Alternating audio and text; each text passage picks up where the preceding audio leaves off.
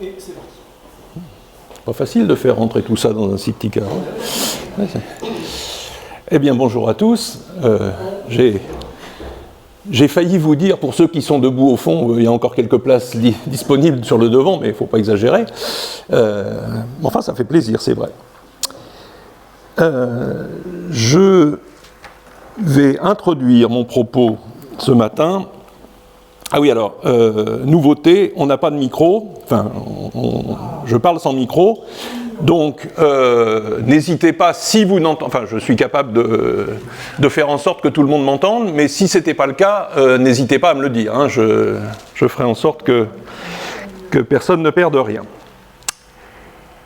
Alors, je vais introduire mon propos par la lecture de la lettre aux Éphésiens, la lettre de Paul aux Éphésiens, au chapitre 5 et au verset 25. Éphésiens, chapitre 5, verset 25. Marie, aimez vos femmes comme le Christ a aimé l'Église. Il s'est livré lui-même pour elle. Il a voulu ainsi la rendre sainte en la purifiant avec l'eau qui lave, et cela par la parole. Il a voulu se la présenter à lui-même splendide, sans tache ni ride, ni aucun défaut. Il a voulu son Église sainte et irréprochable. Je m'arrête là. Mon sujet, ce ne sera pas les relations conjugales. Je suis mal placé pour en parler parce que moi je suis marié depuis 46 ans, mais j'ai triché parce que j'ai dormi à peu près le tiers du temps. Donc ça ne fait pas de moi quelqu'un d'habilité à traiter ce sujet. Non, ce que je veux garder comme fil rouge ce matin, c'est Christ a aimé l'Église, il s'est livré lui-même pour elle, il a voulu ainsi la rendre sainte en la purifiant avec l'eau qui lave, et cela par la parole. Il a voulu se la présenter à lui-même, splendide, sans tache ni ride, ni aucun défaut. Il a voulu son Église sainte et irréprochable. Ce projet paraît d'une ambition folle quand on connaît non seulement l'histoire de l'Église, mais sa réalité présente. Et pourtant on a la certitude que cette ambition n'était pas excessive, puisqu'elle est réalisée dans un texte que vous connaissez bien, donc on a déjà lu dans l'Apocalypse, on va y retourner. Apocalypse chapitre 19. Chapitre 19 et verset 7. Réjouissons-nous, soyons dans l'allégresse et rendons-lui gloire, car voici les noces de l'agneau, son épouse s'est préparée, il lui a été donné de se vêtir d'un lin resplendissant et pur, car le lin, ce sont les œuvres justes des saints.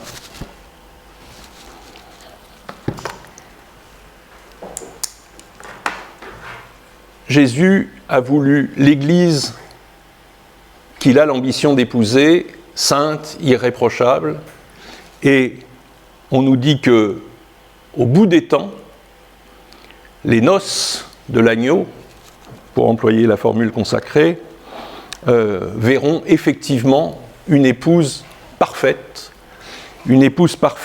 et dont la pureté viendra donc d'un lin resplendissant et pur, car le lin, ce sont les œuvres justes des saints. Les œuvres. On a du mal avec ça, nous les protestants. Les œuvres, alors je caricature bien sûr, mais dans notre représentation commune, c'est pour les catholiques. Pensez que on est sauvé par les œuvres qu'on fait, c'est une notion qui est à l'opposé de ce qui est cardinal dans la Réforme, c'est-à-dire seulement la grâce et seulement la foi. Vous savez, dans les 5 soli de Luther, soli, sola gratia, sola fide, seulement la foi, seulement la grâce. Et surtout rien d'autre. Et si on prend le risque de dire oui, mais, dans la lettre de Jacques, alors la lettre de Jacques dont vous savez peut-être que Luther ne voulait absolument pas entendre parler. Luther, il était prêt à prendre toute la Bible comme elle était, sauf la lettre de Jacques. Et Jacques nous dit quoi? Il nous dit, parle-moi de ta foi sans les œuvres, et moi je te parlerai de ma foi par les œuvres. Par les œuvres, non pas qui remplacent la foi, mais par les œuvres qui sont les conséquences de la foi. Nous, si je puis dire, mais encore une fois, je ne polémique avec personne. Nous, ce que nous devons considérer, c'est que nous faisons des choses. Alors, il ne s'agit pas de dire je suis chrétien en théorie ou je suis chrétien intellectuellement et ça ne change rien dans ma vie quotidienne. Ça doit changer des choses. La Bible proclame ça, j'allais dire, à toutes les pages. Sinon, la Bible aurait l'épaisseur d'un prospectus. Si c'était, tu crois, alors on a la foi, mais comme on peut avoir la foi aux extraterrestres ou que sais-je, il n'y aurait pas besoin de toutes ces explications-là. Mais nous ne faisons pas pour, nous faisons parce que. Et la lettre de Jacques, elle dit ça. Elle dit, pas question, évidemment, de remplacer la foi et la grâce par les œuvres. On ne conquiert pas son salut. Ça, effectivement, ça n'est pas à notre portée. La capacité humaine ne permet pas de se rendre pur au point d'être accrédité devant Dieu. Vous connaissez, mais comme il y a des gens aujourd'hui qui sont pas toujours ici, je me risque à redire quelque chose que j'ai déjà dit 10 fois. L'image que je prends, moi, en la matière, c'est un bloc opératoire. Vous lavez le matin, donc vous prenez une douche, peut-être même un shampoing, et puis voilà, et puis comme propreté, ça vous suffit pour aller travailler, pour aller faire vos courses, pour côtoyer des gens, parce que vous n'êtes pas annoncé par votre odeur. Bon, jusque-là, ça va. Essayez de rentrer dans un bloc opératoire, dans cet état-là. Qu'est-ce qu'on va vous dire? On va vous dire, mais n'y pensez même pas. N'y pensez même pas. Oui, mais je me suis lavé ce matin, et j'ai insisté, j'ai fait les ongles, machin. Ouais, mais... Mon pauvre vieux, mais vous ne savez pas à quel point vous êtes porteur de tout un tas de germes qu'il est hors de question. Bon, voilà. Alors, vous avez compris l'image. C'est que même quand on se sent, entre guillemets, bon chrétien, mais pour être admis dans la présence de Dieu, n'y pensez même pas. Quelles que soient, alors là, pour le coup, vos œuvres. La grâce... elle est irremplaçable. La grâce, c'est ce qui nous permet, malgré ce que nous sommes, mais à cause de ce que lui, il est, c'est ce qui nous permet d'être admis dans la présence de Dieu. Et ça ne peut pas se conquérir, bien sûr. Alors, on ne fait pas pour, mais on fait parce que. Parce que on est, employons le mot, il n'est pas tabou, sauvé par la grâce et par le moyen de la foi. Alors, nous pouvons faire, nous devons faire. Et là, effectivement, il est question d'une Église qui est parée des œuvres de ses membres, parce que c'est son époux qui la rend pure, mais c'est les œuvres que nous faisons qui l'habillent. Alors, restons dans l'Apocalypse, parce que jusque-là, c'était très théorique ce que j'ai raconté. Ça mérite quand même d'être un peu détaillé. Alors, je reste dans l'Apocalypse, je ne vais pas faire une étude complète du livre de l'Apocalypse, d'abord parce que j'en serais bien incapable, et puis surtout ça prendra un temps fou. Je vais quand même vous lire, parce que je la trouve magnifique, donc je vais vous infliger ça, j'espère que vous partagerez mon avis. L'introduction. à l'Apocalypse, à partir du verset 4. Jean, aux 7 églises qui sont en Asie, alors Asie, c'est les 7 églises, c'est la Turquie actuelle, hein, c'est ce qu'on appelle l'Asie mineure, c'est pas le Cambodge. Hein. Grâce et paix vous soit donnée de la part de celui qui est, qui était et qui vient. Oui, alors là, je rouvre une parenthèse. Yahweh, en hébreu, c'est quasi intraduisible.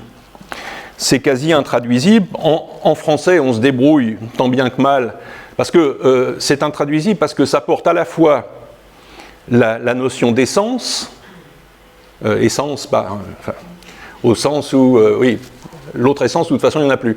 Mais essence, au sens, justement, où Sartre disait l'existence précède l'essence. C'est ce que la CGT nous a rappelé cette semaine. La difficulté de traduire ce tétragramme, donc, je disais, l'essence et la permanence. Il y a ces deux notions-là mélangées, donc c'est compliqué. En français, on traduit l'éternel traditionnellement. Chaque fois que vous voyez l'éternel, ça veut dire ça. Maintenant on a tendance à faire comme les Juifs, puisque les Juifs ne prononçaient pas le nom de Dieu, parce qu'ils estimaient ne pas justement être suffisamment saints pour le faire. Donc partout dans la Bible hébraïque, où il y avait ces fameuses 4 lettres, qu'on peut globalement prononcer Yahweh, eux ils écrivaient au-dessus Adonai, c'est-à-dire le Seigneur.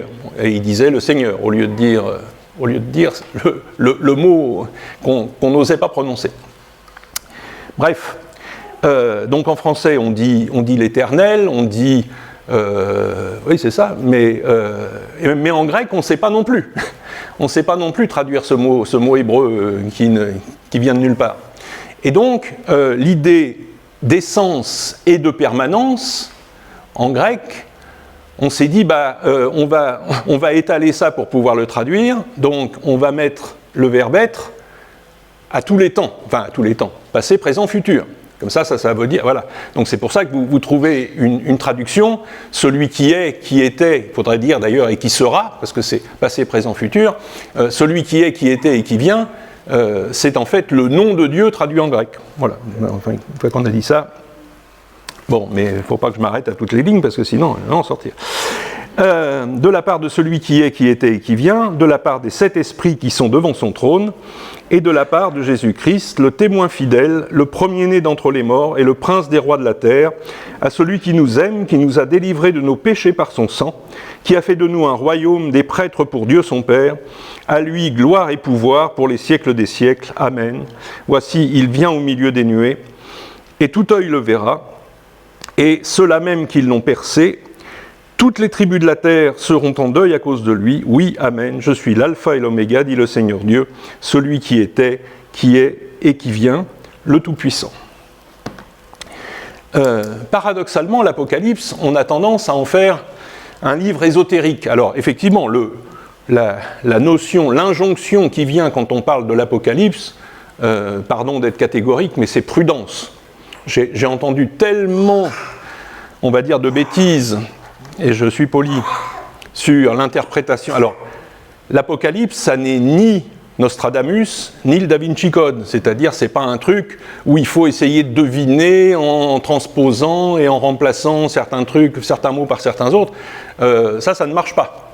C'est pas Apocalypse, parce que le premier mot du livre, c'est apocalypsis, qui veut dire dévoilement, apocalypsis, enlever le voile. Donc, en grec, c'est comme en français, on parle d'enlever un voile.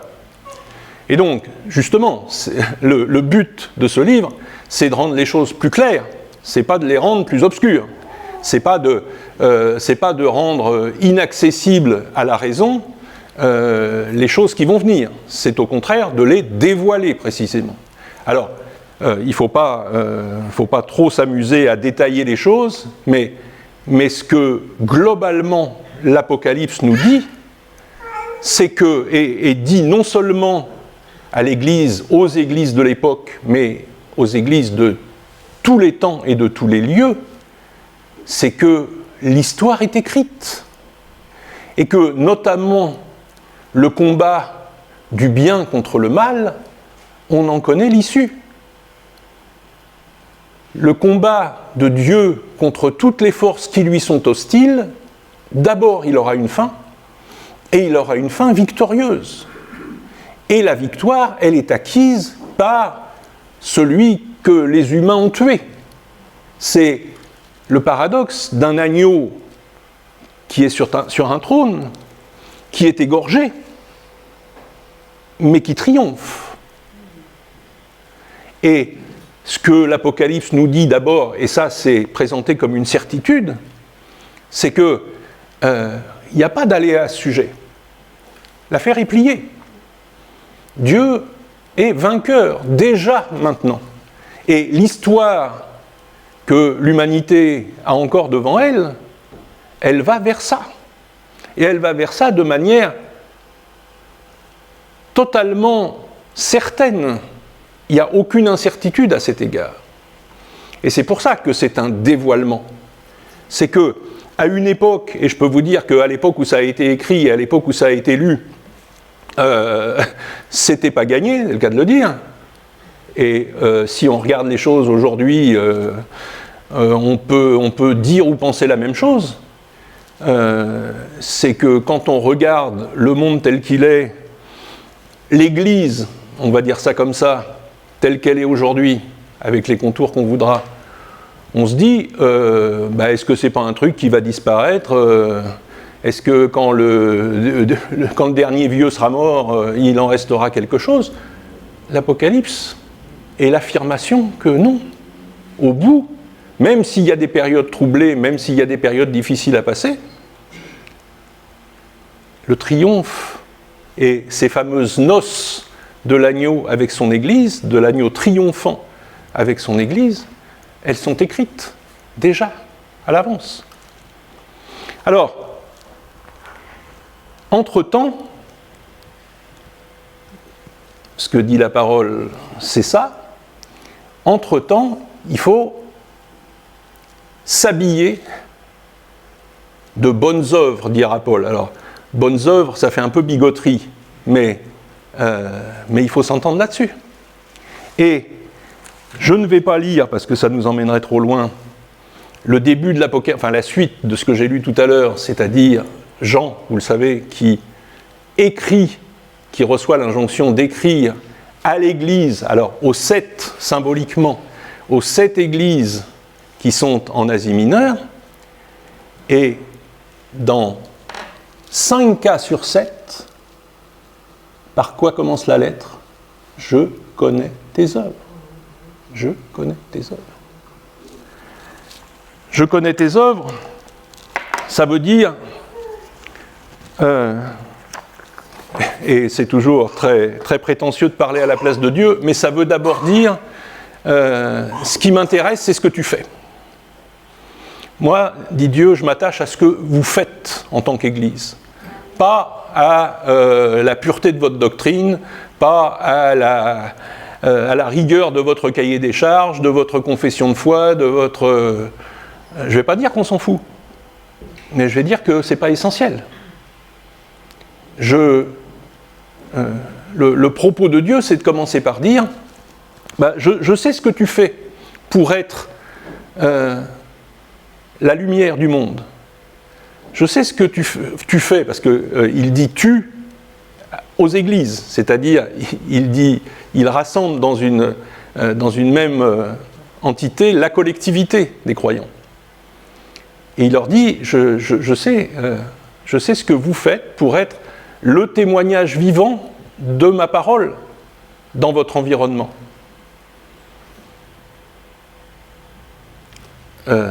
Ça m'interpelle, ça nous interpelle. Nous, Église de grâce, qu'est-ce qu'on peut entendre si Dieu nous dit, ou qu'est-ce qu'on peut répondre si Dieu nous dit où sont tes œuvres?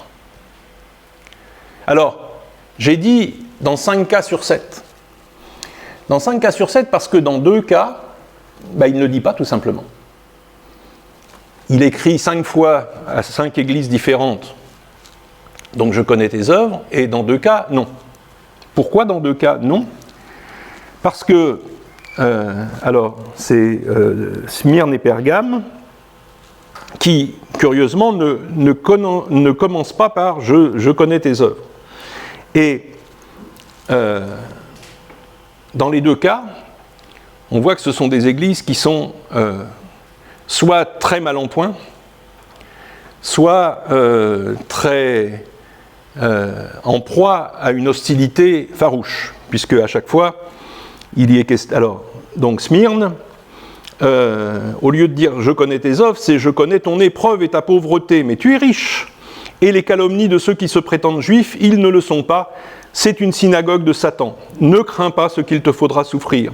Et voici, le diable va jeter les vôtres en prison et pour vous tenter, et vous aurez 10 jours d'épreuve. Et puis à Pergame, il dit je sais où tu demeures, c'est là qu'est le trône de Satan. Mais tu restes attaché à mon nom et tu n'as pas renié ma foi. Dieu connaît les choses et il ne demande pas l'impossible. À 5 églises qui sont, j'allais dire, en bonne santé, il dit je vois le travail que tu fais. Et puis aux 2 autres qui sont au fond du trou, il ne dit pas ça. Il sait qu'il y a une situation où on n'est plus en mesure d'être la lumière du monde, de rayonner. On est parfois en tant qu'Église, et je suis sûr que ça vous parlera, ça nous parlera, on est en tant qu'Église dans une situation où survivre, ça n'est déjà pas mal. Survivre, ça n'est déjà pas mal, parce que, c'est pas moi qui le dis, c'est le texte, Satan se déchaîne. On parle de Satan, on parle du diable. Alors le diable, diabolos, ça veut dire diviseur, et la racine de Satan, c'est accusateur.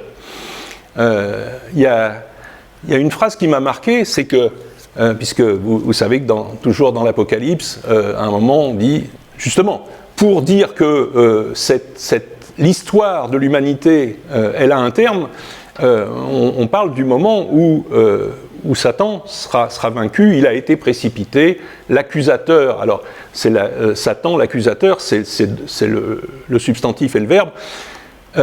Moi, il y a une réflexion qui m'a frappé, et je vous la livre, c'est que, en tout cas pour ce qui me concerne, le pire, c'est que quand Satan m'accuse devant Dieu, il n'a même pas besoin de mentir. Alors évidemment, j'ai tué personne, hein, mais il suffit qu'il dise « tu vois lui ». Alors, contrairement à Job, hein, vous connaissez l'histoire de Job, c'est le même genre de défi. Mais il suffit que Satan dise à Dieu « tu vois lui, est-ce que sérieusement tu peux me dire qu'il a toujours aimé son prochain comme lui-même » me fait pas rire, quoi. Est-ce que tu peux vraiment dire qu'il t'a aimé de toutes ses forces, de toutes les ressources de son être, 24 heures sur 24, en permanence, depuis qu'il t'a rencontré? Non, merci. Oui, pas besoin de mentir, hein. Il suffit de dire la vérité, malheureusement. Et heureusement que l'élimination programmée n'est pas celle de l'accusation, mais celle de l'accusateur. C'est parce que Jésus a vaincu l'accusateur qu'il n'y a plus d'accusation. Qui accusera les élus de Dieu? Puisqu'il nous justifie. Alors, je vais enlever 90% de ce que j'avais à dire, puisque ça, normalement, ça devait prendre 5 minutes. Hein. Je vais me contenter de trois remarques. Bon, mais vous me connaissez, donc vous savez que c'est comme ça à chaque fois. 3 remarques qui sont en fait trois catégories. Alors, je résume, mais d'abord, je vous demande de me faire confiance. Je ne lis pas les textes parce que ça prendrait trop de temps. faites-moi confiance, mais vérifiez quand même. Enfin, je vous engage à lire ces 7 lettres. Et qu'est-ce qu'on y voit dans ces 7 lettres? Eh bien, on y voit qu'il y a trois catégories d'obstacles à surmonter. Pour une église, il y a 3 défis, en gros. Et tout ce qui est écrit dans ces 7 lettres par rapport aux circonstances que vit l'Église à un moment ou l'autre, ça peut se ranger dans ces 3 catégories-là. La première catégorie, c'est l'hostilité extérieure.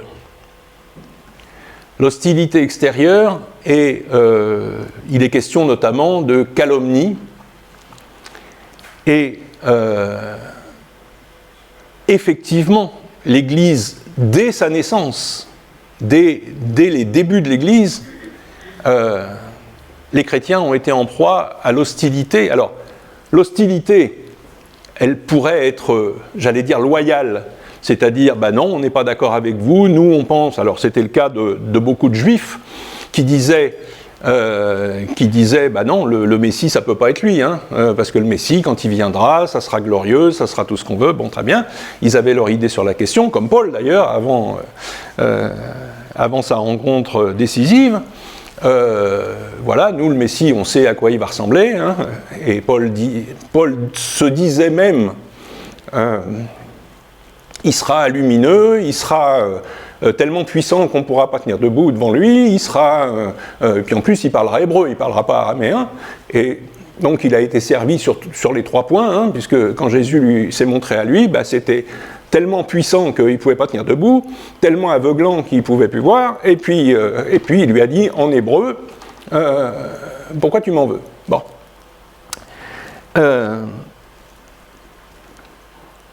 Cette hostilité-là, à la limite, elle se comprend et elle s'accepte. L'hostilité, ne soyons pas naïfs sur ce point, l'hostilité à laquelle l'Église doit faire face, c'est une hostilité sournoise. C'est-à-dire, n'oublions pas, et le texte nous le rappelle, que c'est l'hostilité de Satan.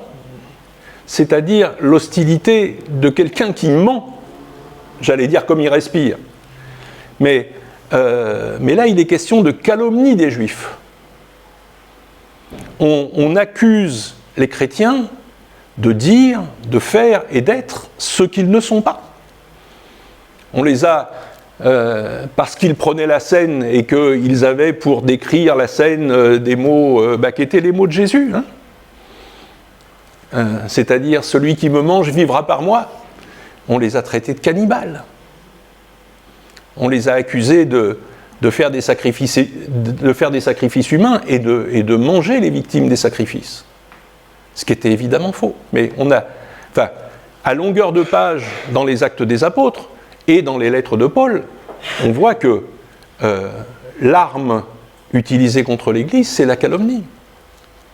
Et donc, il faut d'abord résister à ça et combattre ça. Avec la vérité. Mais donc, encore une fois, je ne veux pas être trop long, mais la première catégorie de choses auxquelles l'Église doit faire face, c'est l'hostilité extérieure. Et aujourd'hui, alors effectivement, la Saint-Barthélemy, ça a maintenant quelques siècles, donc on est à peu près tranquille là-dessus. Enfin, on peut se douter que d'ici la semaine prochaine, on ne se fera pas trucider. Encore qu'il y a des endroits sur la planète où être chrétien, ça vous diminue l'espérance de vie largement de moitié. Mais par contre, je ne sais pas vous, mais se faire traiter de ringard parce qu'on est chrétien et qu'on croit encore à ces, je vais dire, bêtises-là, pour ne pas être grossier, ça, je suppose que ça nous arrive à longueur de, quasiment à longueur de temps, y compris dans nos familles. Y compris dans nos familles où on passe pour l'illuminé de service ou au boulot où vous voudrez. Et ça, j'allais dire comme pour le reste, c'est écrit. C'est écrit. Et Paul écrira, ne vous étonnez pas quand ça vous arrive. C'est la condition normale des membres de l'Église. Bon. Ça, c'est pour la première catégorie. La deuxième catégorie, c'est Alors, hostilité extérieure, évidemment, vous me voyez venir, hostilité intérieure. Et là, les mots qui frappent dans tous les textes, dans toutes les lettres, c'est la vérité et le mensonge. C'est-à-dire, alors je pourrais, encore une fois, je ne vais pas multiplier les citations, mais ceux qui sont apôtres, ceux qui se disent apôtres et qui ne le sont pas, ceux qui se disent prophètes et qui ne le sont pas, on a comme ça un catalogue de choses où l'Église est mise en garde contre la différence entre l'apparence et la réalité. Entre les prétentions, alors là on parle de l'intérieur, hein, pas des gens qui viennent du dehors en disant « je suis prophète ». On parle de gens qui, à l'intérieur de l'Église, se disent, se prétendent apôtres, prophètes, etc. Et ça pose le problème de... Et ça pose à chacun, même si chacun d'entre nous peut dire « moi, ça tombe bien, je ne me prends pas pour ce que je ne suis pas, je n'ai jamais prétendu être ni un apôtre, ni un prophète, ni quoi que ce soit de ce genre. » Non, le problème qui est posé est plus large. C'est le problème de l'apparence et de la réalité. Je me présente à vous comme étant... Voilà, alors vous avez tout le monde, chacun de nous a une image, c'est le cas de le dire, une image de chacun des autres, mais est-ce que cette image-là correspond à la réalité? Et ça, le texte nous dit, c'est un danger pour l'Église. C'est un danger. Quand il y a un écart entre l'être et le paraître, on est sur un terrain glissant. Il vaudrait mieux, et je parle pour moi, se montrer, et s'il y a un lieu qui le permet, c'est bien l'Église, pour le coup. Se montrer tel qu'on est, c'est-à-dire avec ses qualités et ses défauts, voilà. Dans la société, mais c'est une tendance générale, on a, alors pour des raisons professionnelles, pour des raisons sociales, pour des raisons... on a, selon la formule consacrée, toujours tendance à se faire plus beau qu'on est. Dans l'Église, c'est pas la peine. Non seulement c'est pas la peine, mais c'est nocif. Pourquoi ne pas dire, moi je suis faible dans tel ou tel domaine? Moi j'ai l'air comme ça, de tenir debout, que celui, alors la phrase est ironique, mais que celui qui se croit debout fasse attention de ne pas tomber. Bon, c'est quand même l'humour à ce niveau-là, ça se visite. Mais c'est parlant. C'est parlant. Et là, la mise en garde qui est faite par la lettre que Jean écrit à l'Église, mais aux Églises, c'est de dire...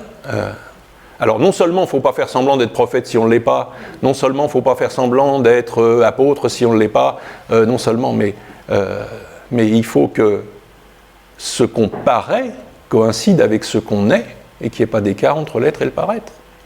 Et ça, alors, vous me direz à chaque fois, je ramène le message à une problématique actuelle, c'est-à-dire pour maintenant et pour nous, mais c'est ça aussi la Bible.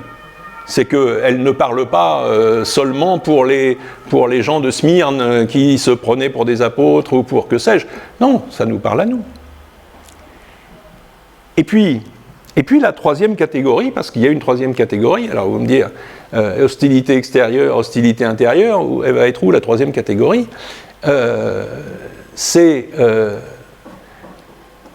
Alors, elle n'est pas individuelle, celle-là, elle est collective. Et il est question de lassitude collective. C'est-à-dire, alors c'est des phrases comme tu t'es détourné de ton premier amour, tu es devenu tiède. C'est alors très brièvement, mais je crois que c'est parlant par rapport à cet avertissement. La recette de l'eau bouillante, c'est facile, il n'y en a qu'une. vous prenez de l'eau, vous la faites bouillir. La recette de l'eau tiède, c'est plus compliqué. Il y a 3 recettes possibles. Et vous allez voir à quel point c'est parlant. Et vous allez voir à quel point le fait d'avoir choisi ces termes-là, c'est pas innocent. Il y a 3 recettes pour l'eau tiède. Soit vous la faites chauffer, mais pas assez pour qu'elle boue, et même pas assez pour qu'elle soit très chaude, mais suffisamment pour qu'elle soit tiède, et après, stop. Ça, c'est la première recette. Vous vous arrêtez avant. Deuxième recette, vous faites bouillir de l'eau.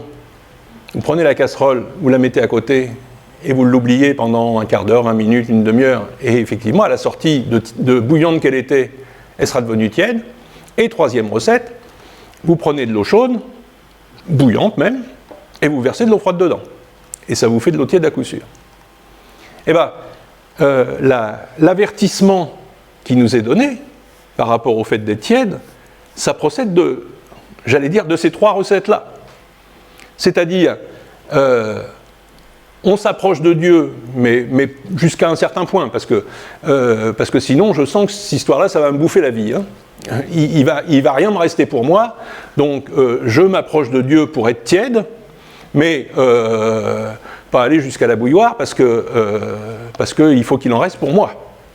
Moi, j'ai aussi ma vie à mener, quand même. Et quand je dis disciple de Jésus-Christ, oui, disciple de Jésus-Christ, mais enfin, pas 24 heures sur 24, 7 jours sur 7, 365 jours par an, sinon il me reste quoi?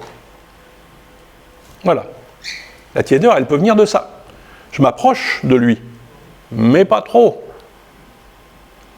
La deuxième, j'ai été bouillant. J'ai été bouillant, et puis après, j'ai posé la casserole à côté, et depuis, il ne se passe plus rien. Ça veut dire quoi? Ça veut dire, il y a 40 ans, quand j'ai fait une expérience avec Dieu, enfin, il y a 40 ans pour moi, mais pour vous, ça peut être... bref, l'expérience de ce qu'on appelle globalement dans les milieux évangéliques la conversion. Alors là, on était transformé, changé, on se sentait capable de voler comme ça, bien sûr. Rien ne nous arrêtait, et on avait l'impression que, et c'était pas qu'une impression d'ailleurs, que le Saint-Esprit qu'on avait reçu, ça nous mettait en contact direct avec Dieu, et puis voilà, on était à moitié sur la terre, mais à moitié au ciel déjà. Et puis plus rien, que le souvenir de l'époque où c'était génial, parce que j'avais l'impression que Dieu marchait à côté de moi, et que quand j'étais trop faible, il me portait, et qu'il suffisait que je lui demande quelque chose pour que ça vienne. Et puis depuis, j'ai pris l'habitude, en conséquence de ça, de prendre ma petite auto tous les dimanches matins, et puis d'aller pendant 1h30 chanter des trucs, écouter un mec qui parle, bon. Et puis ça s'arrête là. Ça, c'est la recette de l'eau tiède. Hein. Et les termes qui sont utilisés, c'est pourquoi tu as oublié cet élan? Pourquoi tu as oublié cette ferveur? Pourquoi tu as oublié cette envie d'en savoir plus sur moi? Parce que moi, je peux vous dire, enfin, je sais que pour, en tout cas, certains d'entre vous, c'est le cas aussi, quand... À chaque fois, je suis à 2 doigts de dire quand j'ai rencontré Dieu. Quand Dieu m'a rencontré, je lisais ma Bible 3 heures par jour minimum, parce que j'avais envie d'en savoir plus, j'avais envie de tout savoir, je voulais tout savoir sur lui. Cet élan-là, il est où? Je me parle à moi. Et puis, troisième recette de l'eau tiède, je suis bouillant le dimanche matin pendant 1h30. Et puis le reste de la semaine, je mélange allègrement avec l'eau froide, c'est-à-dire que, en fait, mon être, il n'est pas un, au sens où Dieu dit il faut que vous soyez un parce que moi je suis un. L'unité de l'être, c'est aussi l'unité du comportement. C'est-à-dire que dans la semaine, je suis non seulement dans le monde, mais je suis du monde.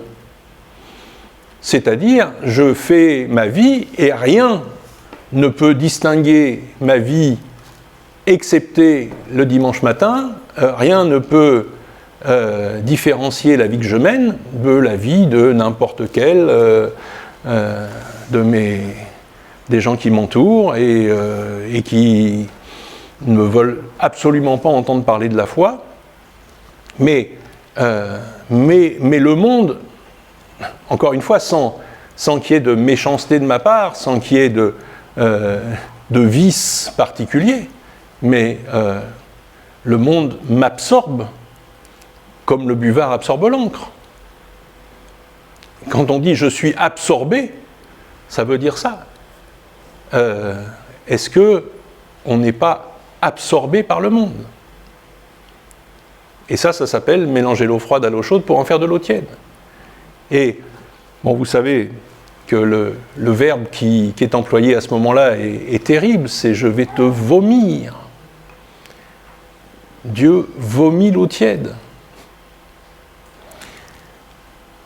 Encore une fois, rien ni personne ne peut nous séparer de la grâce de Dieu, ni de son amour. Donc, mon propos n'est pas, ce matin, d'effrayer qui que ce soit en disant « attention, le salut est perdu si on n'est pas à fond ». Bien sûr que non. Non, mais ce que j'ai simplement voulu dire, c'est que il est question des œuvres dans la Bible, et les œuvres, que ce soit collectivement pour une église comme la nôtre, ou que ce soit individuellement, encore une fois, œuvres qu'on ne fait pas pour obtenir quelque chose, mais parce qu'on l'a obtenu gratuitement, on doit être au rendez-vous de ça. Et on doit être au rendez-vous de la purification de l'Église. Ce que nous faisons, c'est non pas ce qui va servir à sanctifier l'épouse. L'épouse, elle est sanctifiée par la grâce et par la foi, mais elle est habillée d'un lin pur qui est les œuvres des saints. Et bien sûr que c'est, même si on y réfléchit comme ça, c'est hors de portée. Mais n'oublions pas que il n'est pas dit sans la sainteté, personne ne verra le Seigneur, mais sans la sanctification, ce qui n'est pas du tout la même chose. C'est-à-dire, il nous est demandé au moins de nous engager sur ce chemin, au moins de progresser. Et encore une fois, le constat est terrible parce que si je suis cohérent et logique avec ça, je dois dire quel progrès j'ai accompli depuis la semaine dernière, depuis le culte de la semaine dernière, depuis le culte du mois passé, depuis le culte de l'année passée, depuis le culte d'il y a 10 ans, 20 ans, 30 ans, 40 ans. Qu'est-ce que j'ai fait comme progrès? Et qu'est-ce que nous, Église, nous avons collectivement fait comme progrès pour être à l'image de l'époux qui est la pureté et la sainteté même, alors qu'il nous aide à nous engager sur ce chemin et qu'il nous porte même, parce que nos pieds sont trop faibles.